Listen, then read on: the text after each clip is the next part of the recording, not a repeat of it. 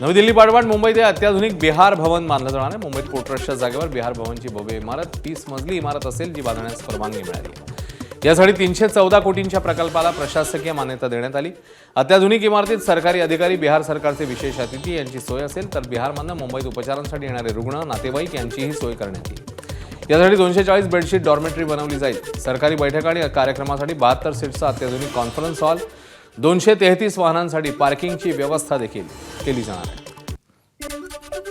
तर बिहार भवन बनवू देणार नाही अशी आक्रमक भूमिका मनसेचे यशवंत केलेदार यांनी घेतली, तर भाजपच्या नवनाथ बन यांनीही त्याला प्रत्युत्तर दिलं। स्वित्झर्लंडमधील दावोसमध्ये आजपासून वर्ल्ड इकॉनॉमिक फोरमची वार्षिक बैठक होणार आहे। असं आहे की त्या राहण्याच्या आणि खाण्याच्या सोयीसाठी तुम्ही एवढा खर्च करण्यापेक्षा बिहारमध्येच तुम्ही एवढ्या मोठ्या पैसा वापरून तिकडेच तुम्ही का नाही उपचारासाठी हॉस्पिटल मोठं उभं करत? तिकडेच करा ना। इकडे आमचे प्रश्न सुटत नाहीत, तुम्ही आमच्या बोकांडी या सगळ्या गोष्टी मारू शकत नाही। आणि महाराष्ट्र नवनिर्माण सेना आहे तोपर्यंत हे बिहार भवन वगैरे काही होणार नाही। अरे प्रत्येक राज्यामध्ये वेगवेगळ्या ठिकाणी भवन असतं। काश्मीरमध्ये महाराष्ट्र भवन होते, मग काश्मीरच्या लोकांनी विरोध करायचा का? महाराष्ट्र भवन आम्ही करू देणार नाही। उत्तर प्रदेशमध्ये अयोध्येमध्ये महाराष्ट्र भवन होते, तिथं अयोध्येतल्या लोकांनी विरोध केला का? तिथं महाराष्ट्र भवन होऊ देऊ नका। राज्य आपलं, देश आपला एक आहे, वेगवेगळ्या राज्यामध्ये वेगवेगळी भवनं असतात। तसं महाराष्ट्रामध्ये बिहार भवन सुरू होत असेल तर त्याच्यामध्ये गैर वाटायचं काय करणं आहे? स्वित्झर्लंडमधील दावोसमध्ये आजपासून वर्ल्ड इकॉनॉमिक फोरमची वार्षिक बैठक होणार आहे। 5 दिवस चालणाऱ्या जागतिक शिखर परिषदेत 130 देशांमध्ये सुमारे 3000 नेते उपस्थित राहतील। 60हून अधिक राष्ट्रप्रमुख बैठकीला उपस्थित राहणार आहेत। तर राज्याचे मुख्यमंत्री देवेंद्र फडणवीस देखील बैठकीला उपस्थित राहणार असून यंदा किती सामंजस्य करार होणार याची उत्सुकता आहे। भाजपचे नेते आणि विधान परिषदेतले आमदार संदीप जोशी यांनी सक्रिय राजकारणातून निवृत्त होण्याचा निर्णय जाहीर केलाय। सध्याची राजकीय संस्कृती, पक्षांतर आणि निष्ठावान कार्यकर्त्यांवरील अन्यायाबाबत त्यांनी स्पष्ट भूमिका मांडली आहे। 13 मे रोजी आमदारकीची मुदत पूर्ण झाल्यावर कोणतेही पद स्वीकारणार नाही असं त्यांनी जाहीर केलं। संदीप जोशींनी भाजप कार्यकर्त्यांना भावनिक पत्र लिहित घोषणा केली आहे। या निर्णयाचं पत्र त्यांनी समाज माध्यमांवर प्रसिद्ध केल्यावर संदीप जोशींनी निवृत्ती घेऊ नये यासाठी नागपुरातल्या भाजप कार्यकर्त्यांनी जोशींच्या घराबाहेर ठिय्या मांडल्याचं पाहायला मिळालं। माझे जे सामाजिक प्रकल्प आहे, माझे क्रीडा प्रकल्प आहे, याच्यामध्ये अजून भर टाकून अजून काही सामाजिक प्रकल्प जर करता आले तर मी ते 100% करणार आहे। आणि त्यामुळे मी सक्रिय राजकारणातून 13 मे नंतर निवृत्ती घेतलेली आहे। मुंबई उच्च न्यायालयाने मंत्री भरत गोगावलेंचे पुत्र विकास गोगावले यांच्या अटकेवरनं रायगड पोलिसांना सवाल केला। महाडमध्ये राष्ट्रवादी आणि शिवसेनेच्या कार्यकर्त्यांमध्ये झालेल्या हाणामारी प्रकरणी दोन्ही बाजूंनी तक्रारी दाखल झाल्या होत्या। याच प्रकरणावर सुनावणी पार पडली असता कॅबिनेट मंत्र्यांचे नातेवाईक म्हणून विकास गोगावले आणि पुतण्या महेश गोगावलेला 1.5 महिने अटक का झाली नाहीये असा प्रश्न कोर्टाने उपस्थित केलाय। दोघांचे जामीन अर्ज याआधीच फेटाळले गेले असताना कोर्टाच्या निरीक्षणानंतर पोलीस कारवाई करणार का, याकडे सगळ्यांचंच लक्ष आहे। सोशल मीडियावर भाजप विरोधात भूमिका मांडणारे ब्रिटिश नागरिक डॉक्टर संग्राम पाटील यांना परदेशात जाण्यापासून पुन्हा रोखण्यात आलं। मुंबई विमानतळावर इमिग्रेशन विभागाने संग्राम पाटील यांना परदेशात जाण्यापासून रोखलं। मुंबई पोलिसांनी जाहीर केलेले लुकआउट सर्क्युलर अद्याप रद्द न झाल्यानं त्यांना परदेशात प्रवास करण्यास मज्जाव करण्यात आलाय। दरम्यान पोलिसांना योग्य ते सहकार्य करूनही मुंबई पोलिसांनी लुकआउट सर्क्युलर रद्द केलं नाही असं संग्राम पाटील यांचं म्हणणं आहे। भाजपच्या केंद्रीय नेत्यांबद्दल आक्षेपार्ह लिखाण केल्याचा आरोप त्यांच्यावर आहे। नंदुरबार शहरात आयोजित हिंदू धर्म जागृती सभेत कालीचरण महाराजांनी वादग्रस्त वक्तव्य केले। राजकारणी मुसलमानांसमोर कुत्र्यासारखं शेपूट हलवतात, त्यामुळे ते खऱ्या अर्थाने हिंदुत्ववादी नाहीत असं कालीचरण महाराज म्हणतात। तर मुसलमान इस्लामच्या हिताकरता 100% मतदान करतात असं वादग्रस्त वक्तव्यही त्यांनी केलं। नंदुरबार शहरात आयोजित करण्यात आलेल्या हिंदू धर्म जागृती सभेत त्यांनी हे वक्तव्य केलं, ज्यामुळे नवा वाद निर्माण होण्याची शक्यता आहे। हिंदूवादी नाहीत ना, ते मुसलमानांसमोर शेपट्या हलवतात, मुसलमानांसमोर शेपट्या हलवतात कुत्र्यासारख्या। कारण की मुसलमान वोटर बँक आहे, याच्यात हिंदूंची चूक आहे। कारण की हिंदू वोटर बँक नाही, हिंदू 45%च्या वर वोट करत नाही। मुसलमान 100% वोट करणार आणि ती इस्लामच्या हितासाठी वोट करणार। हिंदू आपल्या सळक्या जातीवादासाठी वोट करणार। हिंदू डाळ तांदळाचा टमाट्याचा भाव कमी करण्यासाठी वोट करणार। हिंदू जेव्हा हिंदू हितासाठी 100% वोटिंग करणार, तेव्हा झख मारून राजा लोकांना हिंदू हिताचे कामं करावे लागतील। ₹7.65 चोरीचा खटला माझगाव न्यायालयाने तब्बल 50 वर्षांनी निकाली काढला. ₹7.65 चोरी प्रकरणी दोघा अज्ञातांविरोधात गुन्हा दाखल करण्यात आला होता. या प्रकरणात कोणतीही प्रगती नसल्यानं आता आणखी प्रकरण प्रलंबित ठेवण्यात अर्थ नाही असं निरीक्षण नोंदवत खटला निकाली काढण्यात आला. दोन्ही अज्ञात इस्मांना दोषमुक्त करत तक्रारदाराला त्याचे ₹7.65 परत करण्याचे कोर्टाने आदेश दिले. तक्रारदार न सापडल्यास अपिलाच्या कालावधीनंतर पैसे सरकारी खात्यात जमा करावेत असे आदेशात नमूद करण्यात आले. जळगावच्या सराफ बाजारामध्ये सोनं चांदीच्या दरात वाढ झाली आहे. चांदीच्या दराने 3 लाखांचा टप्पा ओलांडलाय, तर 1 किलो चांदीचा दर जीएसटीसह 3,03,850 रुपयांवर आहे. सोन्याचे दर प्रति तोळा 1,48,000 रुपयांवर गेले. सोन्याच्या दरात तब्बल 2,000 आणि चांदीच्या दरात 10,000ची वाढ झाली. सोनं चांदी खरेदी करणं सर्वसामान्यांच्या आवाक्याबाहेर गेलंय. उद्यापासून 10वीच्या बोर्ड परीक्षेचं ऑनलाईन प्रवेशपत्र उपलब्ध होणार आहे. शाळांनी प्रवेशपत्र मंडळाच्या अधिकृत संकेतस्थळावरून डाउनलोड करत विद्यार्थ्यांना वितरित करण्याचे आदेश राज्य माध्यमिक आणि उच्च माध्यमिक शिक्षण मंडळाने दिले. वाशिममध्ये लाडकी बहीण योजनेचा हप्ता न मिळाल्यानं महिलांनी संताप व्यक्त केलाय. ई-केवायसी करूनही लाडकी बहीण योजनेचा नोव्हेंबर महिन्याचा हप्ता न मिळाल्यानं महिलांनी वाशिमच्या जिल्हाधिकारी कार्यालयावर धडक मोर्चा काढला. सर्वांनाच हप्ता द्या, नाहीतर योजना बंद करा अशी मागणी महिलांनी केली.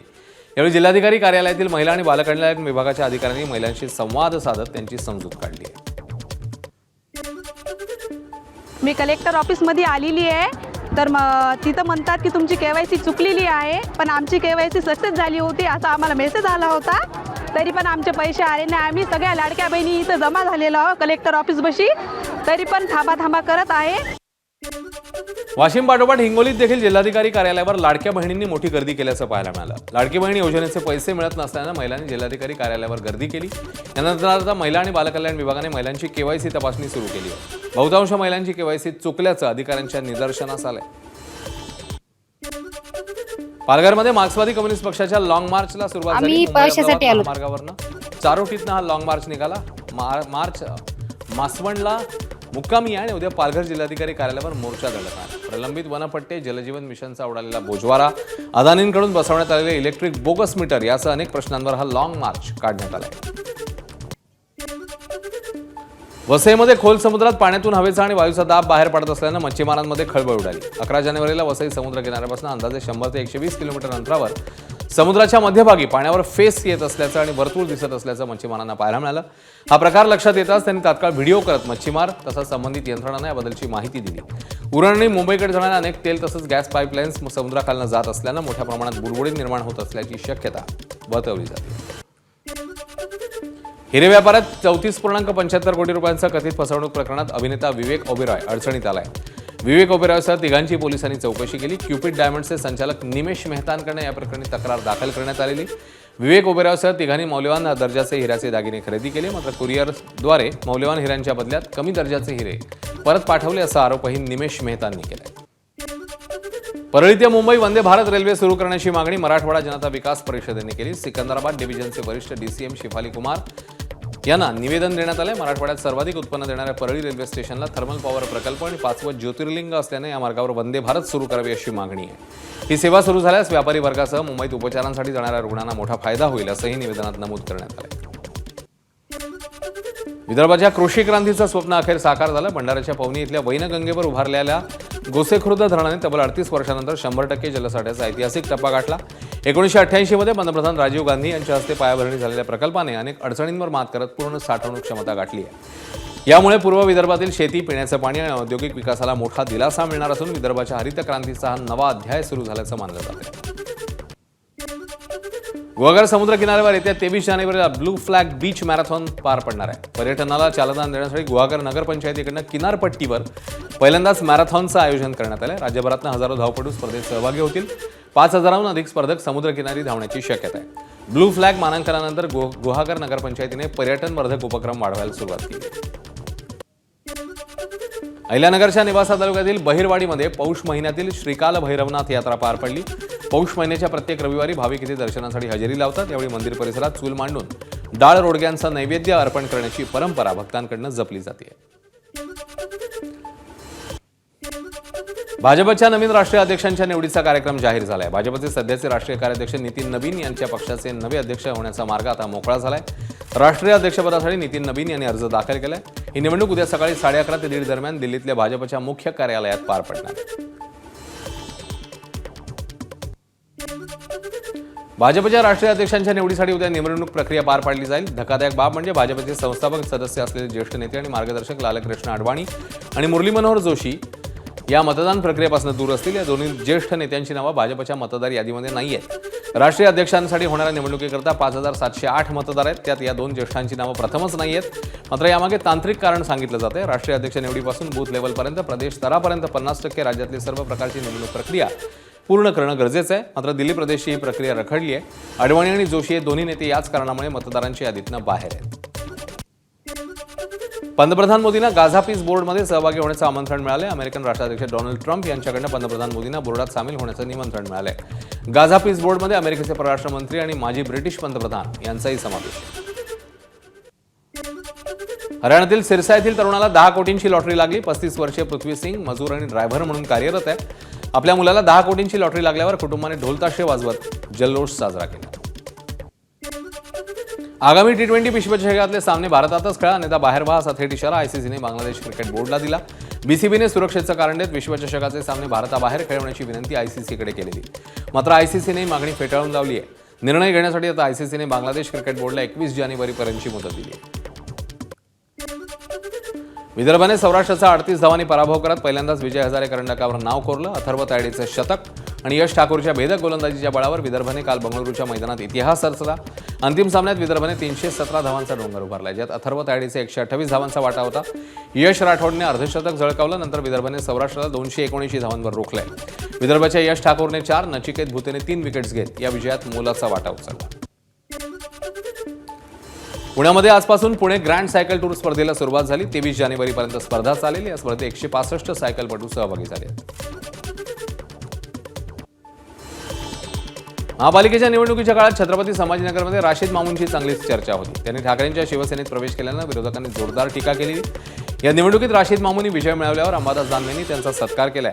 छत्रपती संभाजीनगर महापालिकेच्या निवडणुकीत प्रभाग क्रमांक 4 मधून ते विजयी झाले. निवडणुकीच्या काळात माजी महापौर राशीद मामूंना अंबादास दानवेंनी ठाकरेंच्या शिवसेनेत आणलेलं, ज्यावेळी शिवसेनेचे नेते चंद्रकांत खैरे यांनी त्यांना विरोध केलेला. या विरोधामुळे दानवे आणि खैरे यांच्यातला वाद विकोपाला गेला.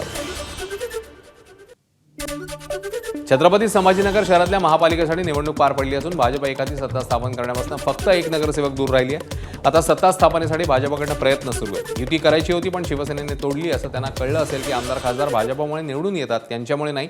दरम्यान भाजपने इतर पक्षातल्या नगरसेवकांच्या शुभेच्छा स्वीकारल्यानं शिवसेनेला सत्तेपासून दूर ठेवण्याचा हा भाजपचा डाव आहे, अशी देखील चर्चा संभाजीनगरमध्ये सुरू आहे. एबीपी माझा, उघडा डोळे बघा नीट.